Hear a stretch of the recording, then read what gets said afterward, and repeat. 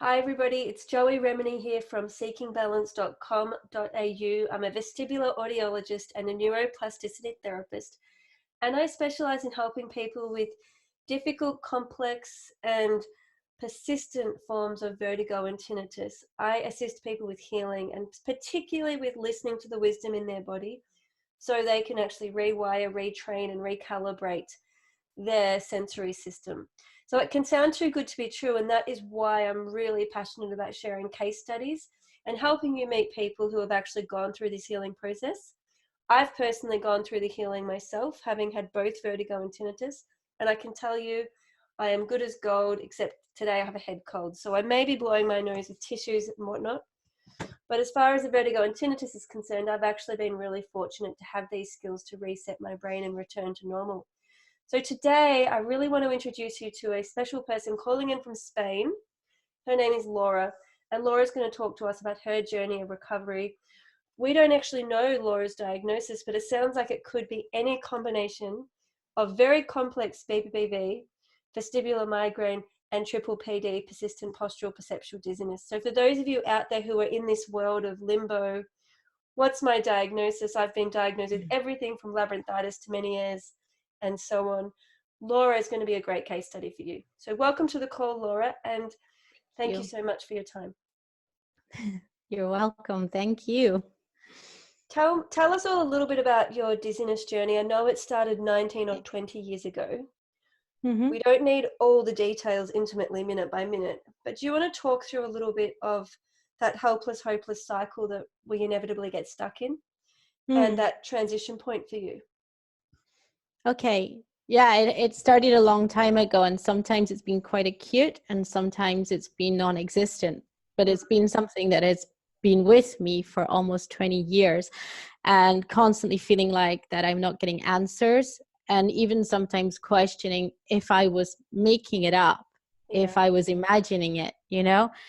But yeah, I turned 40 this year, and I decided that I was going to get my health sorted out, that I didn't want to live the next 40 years of my life in limbo and kind of just making do.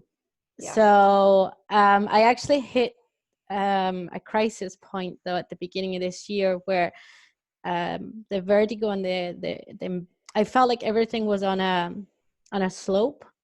24 hours a day, and I was really struggling to work and just to be okay, to have a conversation with people.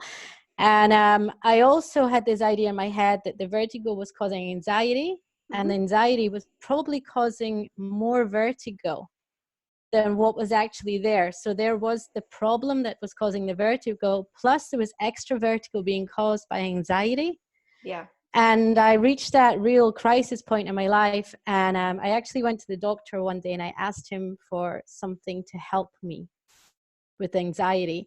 I came home upset because I found it difficult to sit in the doctor's that day and without feeling like I was going to fall off the chair. And I looked for help online and I found your videos. And I suddenly felt like I had found a way to go forward and an understanding and a safe place to be, that I could just be guided. And I didn't actually ever take those tablets that the doctor prescribed for me. So, and since then, it's been another kind of journey. Instead of a journey through dizziness and vertigo and anxiety, it's actually since that day been another journey of discovery and hope and recovery. So it's kind of like the before and the after. Yeah. And I want to share with everyone that Laura and I know each other through my Rocksteady program, which is a self-study program.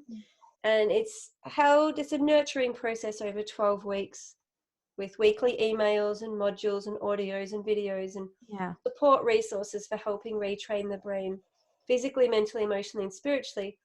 And Laura's really proud of herself and really willing to share her story, but also still in process. And so we wanted to really make that clear that it's not an overnight fix, and it really is. We'll talk a little bit about how your mindset might have changed in that initial 3-month period or whatever you Well, feel? so much has changed. I mean, like so much change. It has been a struggle. I mean, the one thing I want to say to everyone, it's not a quick fix. Overnight, this program isn't going to make you better.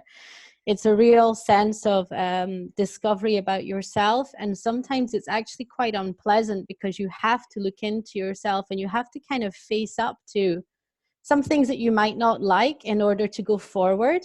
And one of the things I also realized is I will always have bad days. I have mostly good days now, but there are maybe always going to be the odd bad day. But the biggest tool that I've learned is how to deal with those bad days so that they are just bad days, and then the next day is better instead of a bad day leading to a bad few weeks or a bad few months. You know, so that's like huge because it basically gives you your control back. You say, okay, you know, it's a bad day, it's a bad hour, but it's going to be okay. And that's huge.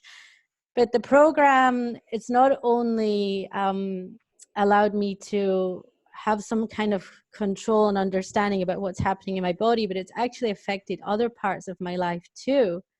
Can you, um, if you it's feel brave amazing. enough, can you share a little bit about what questions or what exercises might have triggered you and you felt confronting and you're like, oh, I don't want to face this, like looking at patterns, looking at how I care for myself or whatever those were for you, and how there's been that ripple effect into the world around you, whether that's relationship, work, capacity, resource, Yeah.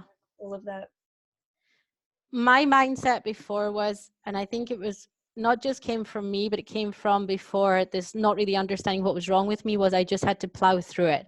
Mm. Had to pretend I was okay, ignore the symptoms and plow through it. And then, of course, what would happen was I would reach burnout. I would be an emotional mess. Physically, I was a mess. And I kind of just did that for everything, not just the vertigo, but anything that was going on was keep going. And the harder you go, the better it's going to be. And of course, it wasn't like that. And one of the things I've learned now is when something is wrong, I stop. Mm. And I kind of say to myself, hey, it's okay. And then I say, okay, what am I trying to learn from this? What's going on? You know, maybe if my mind can't tell me, my body's telling me something, Yeah. you know. And at first I felt really selfish because I thought, you know, this is so indulgent to take time for yourself and say, hey, what's going on? Or to say to someone, today's a bad day, or today's a rest day, today I can't do that. And that just wasn't the way I was. I Mm. wanted to prove I could do anything. Mm. So I had to kind of overcome being able to say, okay, this is my time, or, you know, today I need some time, or this is the way I want to do things, or this is too much. And Mm. that was really difficult for me. Also, there were some of the exercises when you're learning how to kind of rebalance your body and your senses. Some of them are quite unpleasant to start with. You have to sort of spin a little bit, you know, or do head movements. And I was scared to do some of these things. Mm. So there was that kind of making myself do them and then sort of thinking, well, it's actually okay, you know? But one of the things I loved was no matter what happened, there was always a video of yours I could listen to, and you always say, it's okay. You feel like crap today, it's okay. You feel great, that's okay. You want to stop the exercises for today, that's okay. Mm. It just felt like it was okay to do things at my own pace, but just do them. And yeah, I mean, sometimes for instance, I was doing the exercises to see if there was crystals in my ears. I was so scared to do that. I was almost in tears, and it was for nothing because once I did it, I realized that it was okay. Yeah. It was, you know, And it's that whole thing of we need to really gently support ourselves as we face our fears and vulnerabilities. And once yeah, we do that, we can really overcome it and say, hey, I've done it. I've moved beyond yeah, that. And yeah, exactly. and a lot of my clients will say, actually, the fear of doing it was worse than actually doing Was worse. Exactly, you know, worse. And I even got to the point I was scared to be by myself, it. you Yeah. know, but as I learned how to cope with if a vertigo attack did come or what to do, I regained that it's not a power, but I regained confidence in myself. And again, there's like, ooh, and then, oh, it's okay. Just remember what you've been told, you know. And so it's not an easy fix. It's not here you go, you're going to be fine. You really need to be prepared to to work at it. And I honestly believe the course is one of these, the more you put into it, the more you can get out of it, really. But you have to put into it. You have to put your time and your energy into this. I think you really need to want to do it to Oh, get better. 100%. And you know, I often, sometimes people contact me like, I'm desperate, my life's falling apart. I need you to fix me, Joey. And I just say, look, you're not ready for the program, because it's not about me. It's not even actually about the Rocksteady program. It's about if we're willing as a person to take responsibility for how we're going to retrain our brain. Yeah. And how we're going to support ourselves, particularly emotionally, mentally, spiritually, because it almost always starts with physical, whether Mm. that's medications, diets, exercises, etc. We almost all start in the physical plane, and then it can take a layer of willingness, readiness, and maturation until we face, okay, what are my mental demons? What are the thoughts and worries and doubts? And what are the emotions I'm dealing with, whether it's anger, frustration, loneliness, anxiety, depression? And what can I do about this? How can I process it? How can I support myself? Mm. And then, of course, the missing link is often the spiritual. Am I actually Mm. connected to myself, trusting myself and believing in myself? Or am I giving all my Exactly. power away to others and saying, fix me, give me a device, give me a drug, give me anything, but just Exactly. Yeah. do it, not me, right? So that spiritual piece is, am I connected to myself? Am I connected to my purpose on this planet? Because often people will go through Rocksteady and get to a certain level of healing that they're feeling better. But the Mm. next step of truly deeply overcoming it is really investing in what is our purpose on the planet. So really Mm-hmm. going into the new passion, the new goal, the new intention, which has nothing to do with vertigo and tinnitus, and more about really transcending it into that next level. Mm. Do you want to talk a little bit about wherever you're at in the mental, emotional, spiritual? So this is more the bonus audio section, the pep Mm. talks, going beyond the physical spinning and all of that. Mhm.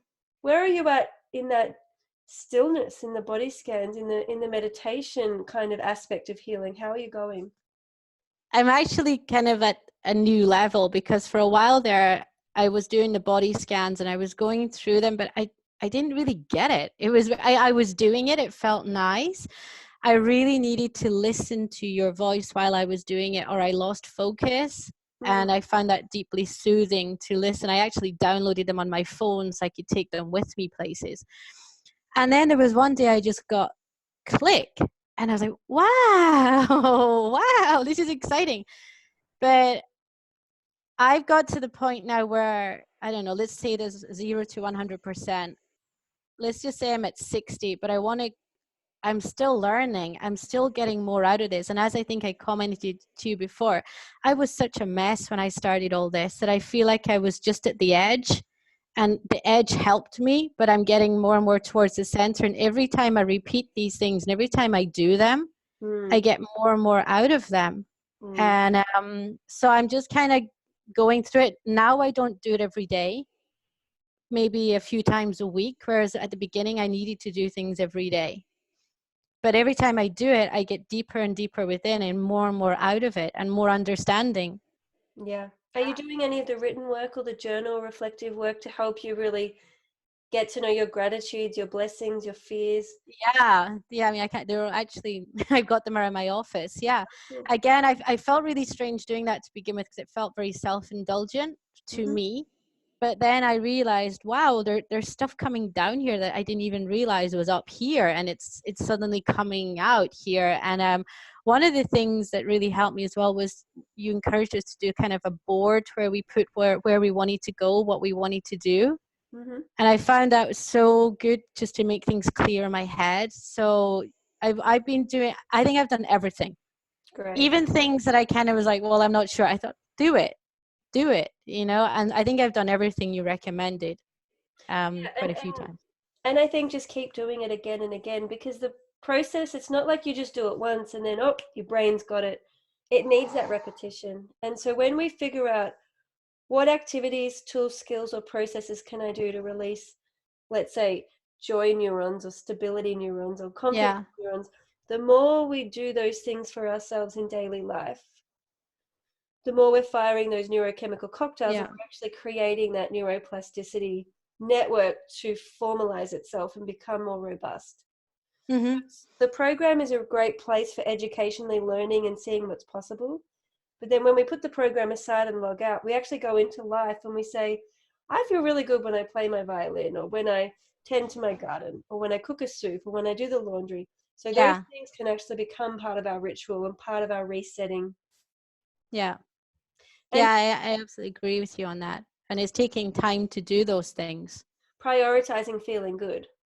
Yeah, And a lot of exactly. that comes back into self-worth, because we feel like it's self-indulgent and like, you know, we should just do things and work and think about other people and this and that. Mm, But actually, the biggest gift we can give the planet is truly understanding our own happiness and our own responsibilities, because that will give us the alignment, the clarity, and the energy to truly give back to the planet without that foggy exhaustion. absolutely. Right? So it's all Absolutely. kind Yeah, of counterintuitive. We've got to go in before we yeah, go out. exactly. Exactly. Definitely. You can't give from something that's empty. Yeah. You know? And can you contrast a little bit? So you've explained to me before you came across me and this work, you were basically like dizzy all the time and highly debilitated. And I actually Yeah. remember a sense of desperation in your voice when you approached me. Mm-hmm.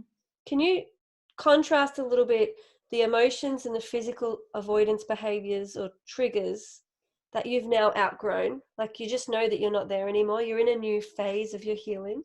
But just so listeners can get a feel for where you came from and where you are now.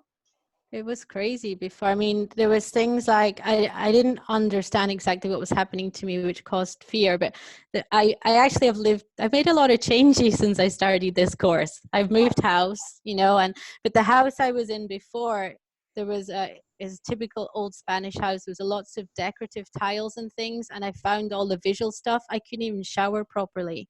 Hmm. I was in the shower and I felt like I was going to fall. So even having a shower was difficult. Sitting in the chair was difficult. Going in the car was difficult. Walking Yeah. was difficult. And now I can basically do all of that stuff. And the other day I went swimming in the sea for the first time in I don't know how long, because before the movement of the waves and the sand being uneven, it was just impossible for me to be able to go in there, or I thought it was impossible.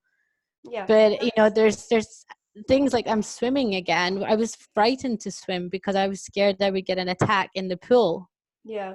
Yeah. And it's little things, but they're big things to me, and each thing gives me more confidence to go forward and do something else.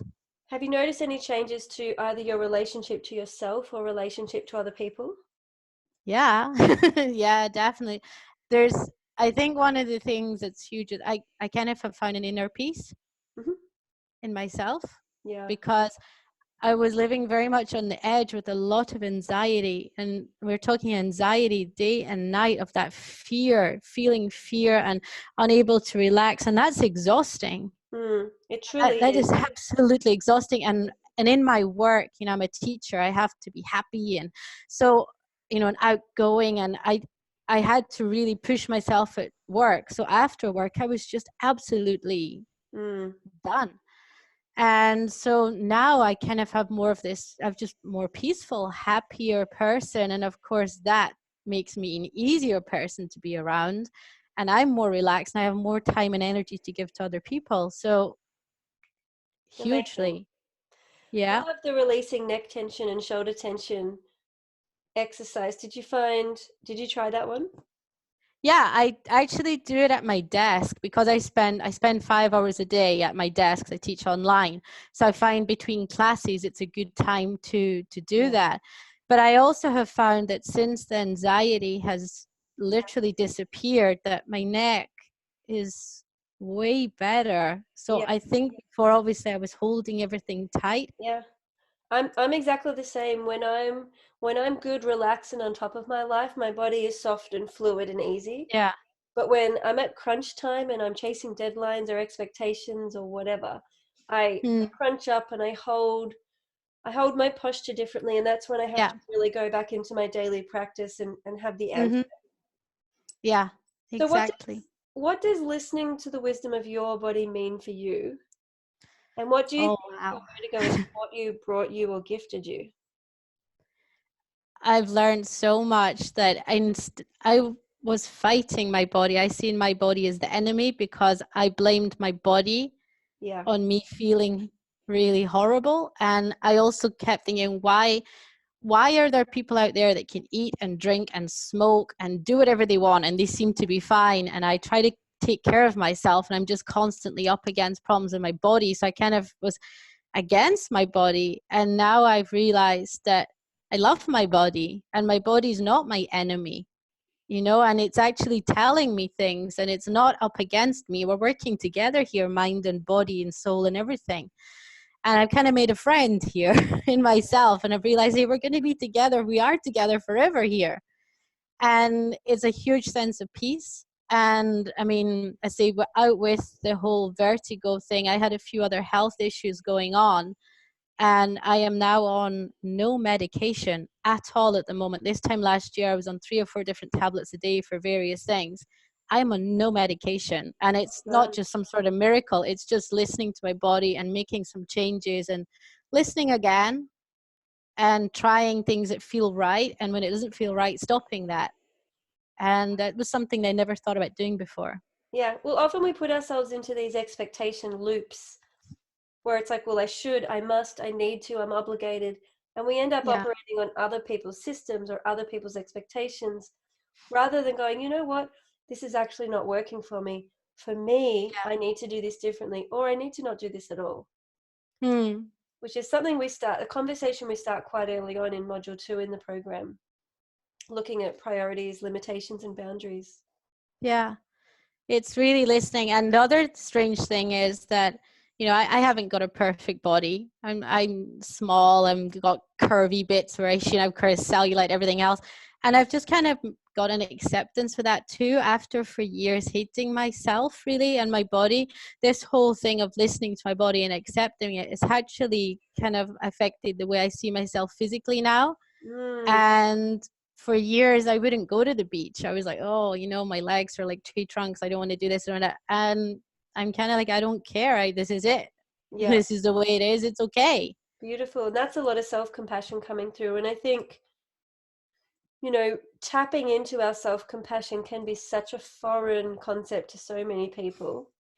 Yeah. We're not taught it in school. Our parents don't No. generally teach it to us. No. And it's becoming kind of a new age parenting skill where I've got a little baby on the way and I'm going to try and teach my Yes. child this. So it might be changing in the future, actually. But for many of us, we weren't taught this, and we were taught to listen to our teachers, listen to our parents, and do what we're told. So we're not Yeah. honoring our body. We're not listening to our desires and our fears. We're not processing things, and we're not offering compassion when we need compassion. And if we Hmm. can't give ourselves compassion, how on earth can we give the planet compassion or give our No, exactly. peers compassion? So it really has huge impact Hmm. globally. Hmm. And so Definitely. what does compassion mean for you? I think you've given a really good example of how it's transformed your relationship to yourself. But if you wanted to put that into your own words, what is self-compassion? I think it's understanding. I think it's patience. It's love. Yeah, It's without expectations.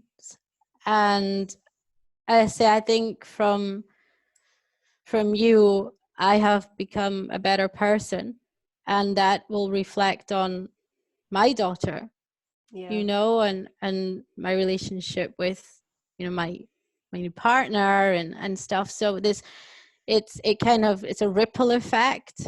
And the more people that can learn to just kind of stop battling with themselves and kind of say it's okay. It's yeah. okay to not be perfect. It's okay not to be 100% strong and this and that. It's okay. I mean, and I've kind of got to the point as well. I'm like, all right, vertigo is my thing. If this sticks around for the rest of my life and pops up every now and then, well, I'll deal with it. Whereas before I was like, I want to get rid of this vertigo. I hate it. Yeah, It's just ruined my life so much. Whereas now it's like, well, okay, if this is it, other people have other things. I'll deal with it. But I think that's because the fear's gone. And that's one of the things that you helped me with was uh, the vertigo caused a lot of terror, not just fear, but real terror. and trauma. It's very traumatic. Yeah. And that that I'm still working on that, because the problem is sometimes I get vertigo during the night. And as I think I explained to you in an email at one point, during the day, I find it a lot easier to deal with any dizzy spells because I'm kind of more aware. But Yeah. at night, I still kind of go, because it wakes me from my sleep. And that's why my plan is to actually go through the entire Rocksteady course or modules again. Yeah. Because I think, as I explained to you before, I feel like I got a lot out of it, but I also was in a pretty bad place where I had foggy thinking. I wasn't able to focus a lot. I was upset. And now I feel out, now I've kind of reached a place of more peace and understanding and things. I'll be able to get a lot more out of it. And I'm pretty sure I'll be able to deal with some of the things that's still going on. Absolutely. And also, from what you've explained to me, it could genuinely be like a migraine Mm. that's hitting you in your sleep. And Mm-hmm. the best place possible, stay in bed. Mm. And use your sleep skills audio as well from the bonus audios. That's a great It's one nice. for when you're floored. It's really Because nice. sometimes we just have to wait for the brain to sort out it's what it's doing, and it can be as quick as a sneeze. So it's like a little hiccup or a little error. But Mm. sometimes it is a minute or 20 minutes. It's very rarely hours. And we Mm. need to wait for all of the data signals and the brain's processing to reach its own equilibrium. Well, last week or 10 days ago, I had an ear infection. It's the first time I've had an ear infection in, I can't even remember, but it was a really bad one. Mm, And it caused some pretty bad dizziness and vertigo and stuff, but I sailed through it. yeah. I really sailed through it, Joey. I mean, I had to go on a lot of antibiotics and even, all 2 different types of antibiotics. And the infection was pretty bad, but I sailed through it. Whereas before, I would have been like, That's you because you've know. got all the skills and tools now. And I think it's not just about eliminating symptoms, which I think is a really rigid goal and outcome, which I don't recommend Yeah. anybody take with them into the future. Mm. Because if you are doggedly trying to get rid of something, you're really actually feeding the fear. But if we go, yeah, if it comes and goes, I've got this, I'm prepared, I'm resourced, whatever, the brain shifts it out of that saber-toothed tiger fear zone Mm. so that the Mm. vertigo or tinnitus or whatever is no longer treated with such terror. And it actually falls into the, yeah, whatever, like smelly socks are annoying, but they're not going to kill me kind of category of life. And the brain Mm. actually responds to them differently, which is why you can sail through it. And one of the things that really interested me was, I don't know about other countries, but here in Spain, if you have vertigo, they tend to just treat you with high doses of diazepam. And one thing I read about, and I hated that. I really hated that. And I read when you said when it is treated like that, it sort of numbs the vestibular system. It can actually slow down the repair process. So Yeah. that's something I'm going to make sure that I am never, ever given or going to take again to ever deal with vertigo, because Unless there's a good reason yeah. for it. It's good to be open. So medication has a place, but it's never the long-term solution. No. Like, Yeah. you know, every doctor you speak to will want to get you off these meds, right? They're temporary, and if we're medicated, it's really for the purpose of helping us drop into a place of inner peace so we can learn and Mhm. transition, right? And if you don't need the medications to get yourself in a place of being able to focus, log in, learn, and actually practice, Yeah. let the body scan, you may not need the medications at all. But for some Well, people, that's what I hope. I mean, the last time I went to here in Spain to see your doctor out with the doctor hours, you go to the emergency room. It's very different to other countries. So yeah, you tend to end up in a very busy emergency room, and their service is pretty good. But the last time I was there for something else, I thought, you know what, if I get a big vertigo attack, I'm not going to come here directly like I did before. It's busy. It's very bright. There's loads of lights. It's noise. I'm going to try and work through it at home yeah, where I can get quiet and go through everything and just kind of see how it works. I mean, I would only ever go there if things were completely out of control, which I don't think they will be anymore. yeah. That's So great.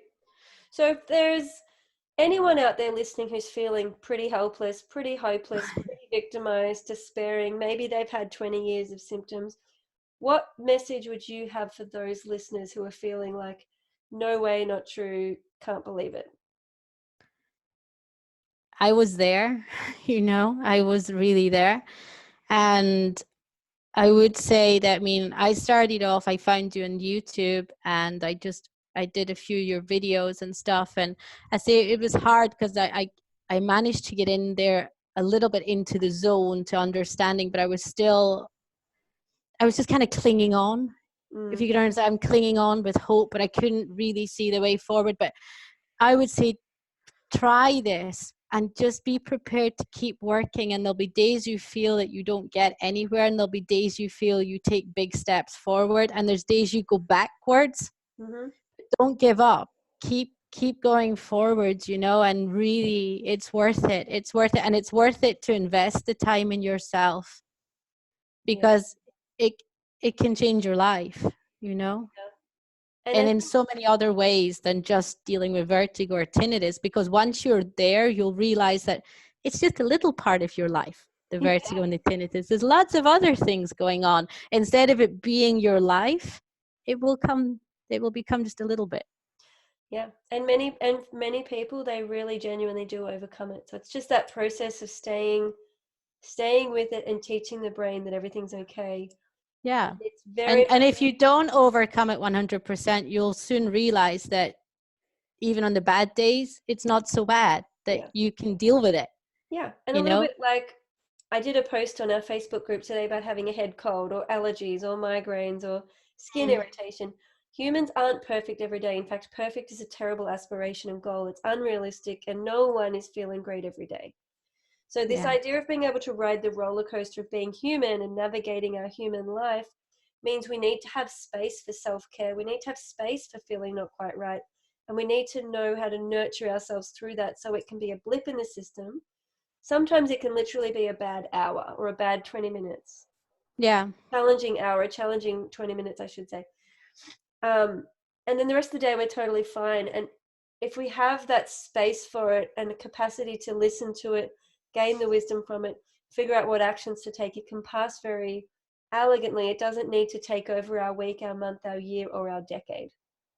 No, I mean, I made some big changes. I lived in a, a four-story house, old house in an ancient village, and the floors were kind of a little bit uneven and the walls are uneven. And I've moved as part of my recovery thing to a house on one level now where everything is there. So when there are bad days, I'm not trapped in one room in my house, or the uneven floors or the steps are making things worse. So, it's again, it was taking a step forward and saying, well, okay, a move is a real pain in the ass, but it kind of is taking back the power on the bad days, and just kind of knowing that you're prepared for the bad days mentally and physically gives you your control back. Yeah, which is something we do in Module 5. Module 5 is all about going, right, let's be as prepared as we can for the super challenging days. Here's my list. Yeah. And I keep that list in my bedroom in the drawer, because I know that if I do wake up and I'm a bit spaced out, or I'm not feeling so great that day, or I'm foggy, yeah, it's easier just to have it written down and try and think, what should I do? that's great. And when we're not exhausting ourselves and living in terror, we actually have energy to do things like go to the beach and swim, because that's also Yeah. challenging, Yeah. but it's a challenge of desire and love instead of a challenge of fear. So very different. And we actually need to have space and energy in our lives to do what we love, whether that's play music, do art, go out with friends, go into nature, Exactly. drive a car. We There's need so it. much joy out there. There's so much happiness to be found. And I know when you're in that black cloud how difficult it is to find it, and how you do pretend to people you're okay and you're not. But Yeah. honestly, God, it's a few weeks of really just investing some time in yourself, and it's so worth it. Mm. Thank you so much. I'm really pleased to hear And that your thank body's now you. on your team and you're Yeah, developing we're together. self-love and self-awe and self-appreciation, because I think that is honestly 80% of the healing journey. For anything, I really think for anything, yeah, there's anything in this life, if you're up against yourself, then Yeah. And if you're we're not your own taking, worst enemy. yeah, and if we're not listening to our bodies and taking care of ourselves, basically no one else on the planet is, and no one else on the planet No. can. So we really have to start stepping into these realizations that I have to do this. And if I don't do Mm. this, no medicine and no device can. No. They can Yeah. babysit me and they can help me and maybe soften the fall a little bit, but they can't actually fundamentally transform me. And that's what we're Mm, really talking about, is really changing the way the brain relates, how we relate to ourselves, and how we re-enter into the world as a new person. yeah. Thank you so much for being part of Rocksteady. And are you going to join any of the live calls coming up? I hope so. I want to. Yeah, Yeah, great. I think it's interesting to hear the questions that other people ask and It's hear the so different. rich, so rich. And it's great to see when people demonstrate therapies too live. It's just really amazing. And I'll Hmm. share the journey. So, Yeah. Laura, thank you so much. If anyone is interested in looking into the Rocksteady process, visit my website, seekingbalance.com.au. It's not for everyone, but for those of you who are seeking reassurance, support, and practical skills and tools, it's a great resource. Highly recommend it. And if you sign up actually in the next week or two, you can join the live calls and be a part of the peer group. There'll be 6 live calls starting September the 3rd, 2019. I try and offer these live programs twice a year, so they don't happen very often. And it's really special when, if anyone can join in, it's a real gift. So seekingbalance.com.au, check out the Live Rocksteady program, which will be starting shortly.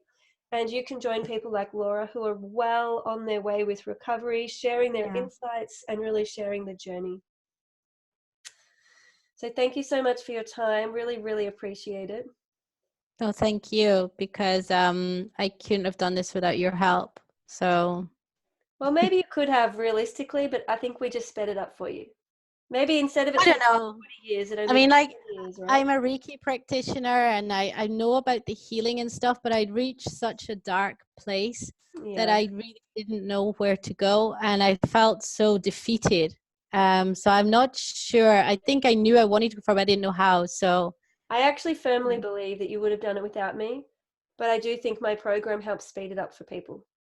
Because I I don't, found such comfort. Just I told yeah, you it was so. It's okay. Those words, Joey, all the time. It's okay. I would listen to your, the recordings on the bad days. It's okay. I'm like, yeah, it's okay. Because yeah, in life, you're not really told it's okay. You're told to get better, be better, or doing it. But when someone says it's okay, yeah. And that's also, really we comforting. can feel so alone. And Yeah. when we, because I was in the deep dark hole too, and I had to get myself out of it as part of my healing journey. And I did it, right? And that was how I learnt the skills I needed. So I do genuinely believe people can do it on their own. It's just Mm. that it can be a much more tedious, slow, and lonely process, and we can really fall off track. And I think when we have a physical, mental, emotional, spiritual toolkit to really keep us in alignment and keep us coming back to our main goal, that's what makes it Mm. faster. And so Yeah. having all of those resources, things that I didn't have that I wish I had at the Exactly. time, I think that's the real gift in the Rocksteady process. So it is a self responsibility. It's a self process. You're doing all of your healing. I haven't done a thing. And so Mm. you can really take ownership over it and be really proud of yourself. Thank you. Yeah, Thank you. my pleasure. Well, enjoy your pregnancy. I hope your cold gets better soon. I think I can feel it already is. But yes, I'm enjoying Lifting. some very slow days. So I'm Joey Remenyi. It's a bye for now. Visit seekingbalance.com.au to learn more about my offerings. And if you join the Rocksteady Live process, you'll actually be with me on 6 live calls. We can get to know each other. So it's a bye for Okay. now. Bye, Joey. Bye Bye. bye.